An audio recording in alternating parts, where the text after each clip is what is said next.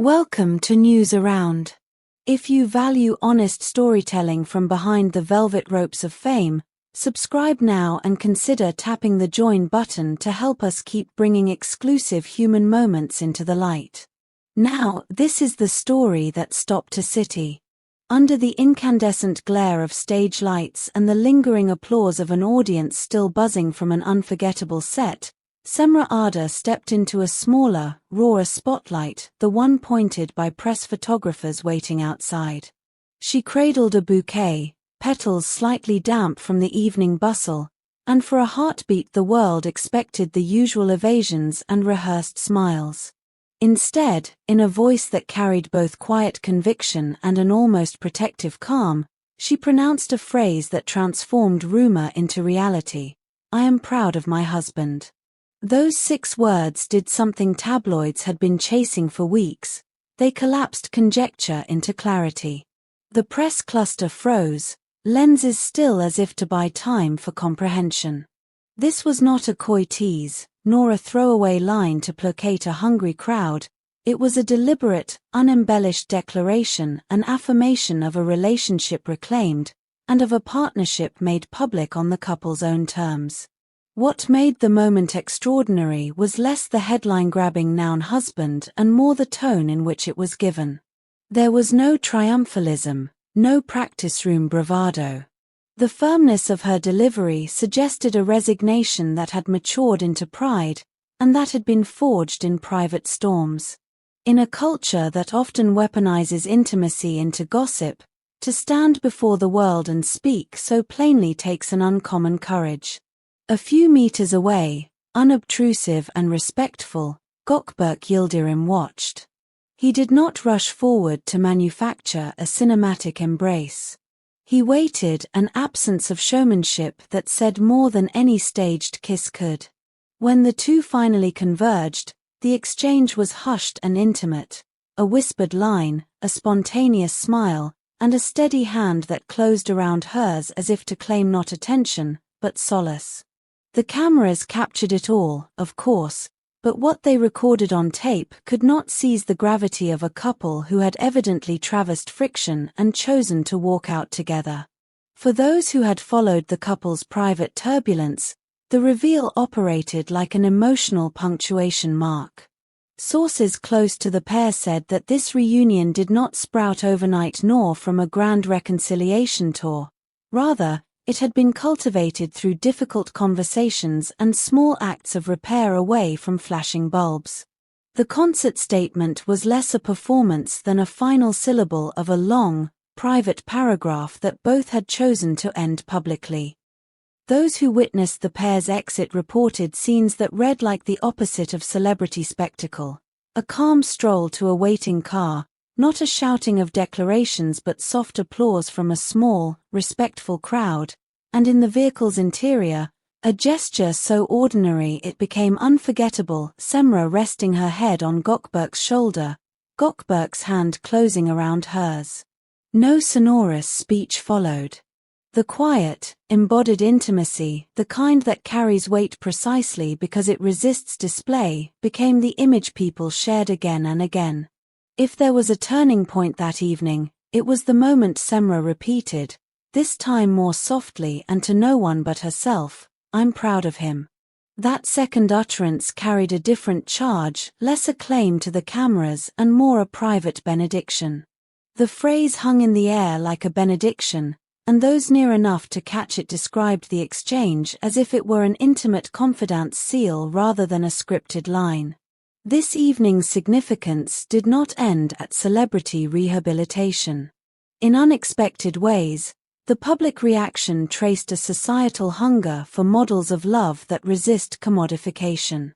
Social platforms filled not with mockery but with people sharing their own stories of reconciliation and courage. In countless posts, individuals explained how Cemre's straightforward phrasing had encouraged them to reach out to estranged partners or speak honestly about long-repressed gratitude. For a culture often saturated with spectacle, the resonance of a single human moment had become a modest catalyst for reflection. For entertainment professionals, The shift opened creative opportunities. Producers and casting directors began to see the couple anew, imagining collaborations predicated on trust rather than headlines. Conversations surfaced about joint projects that would allow them to channel their renewed rapport into art, rather than reduce their private lives to press fodder. Observers argued the couple's openness might translate into a rare kind of authenticity on screen, one that could engage audiences weary of manufactured narratives. Yet the transformative effect also burrowed into personal spheres. Staff who crossed paths with the pair during the evening spoke in hushed, reverent tones, hotel employees who remembered the quiet handshake as a tender exhalation, chauffeurs recalling the measured pace of their departure, doormen describing applause that felt more like blessing than a demand for spectacle.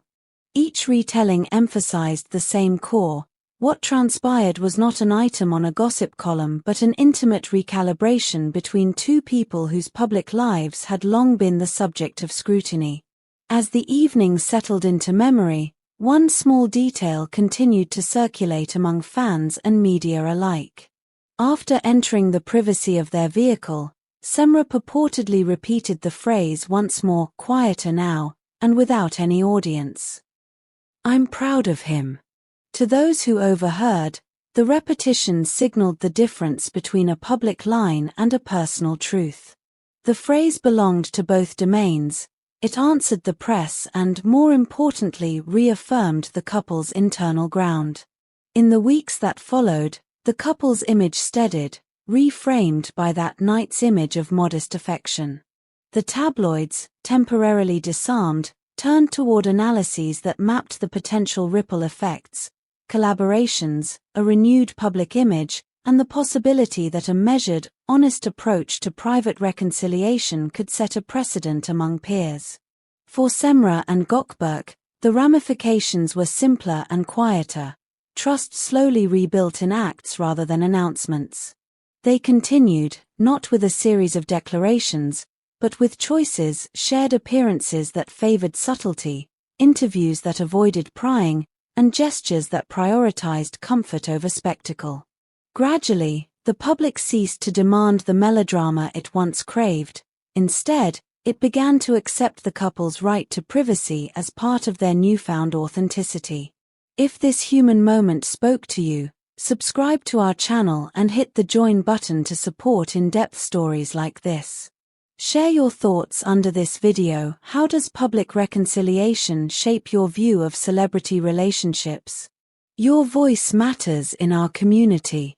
And finally, the cultural aftertaste of that concert night is not easily quantified.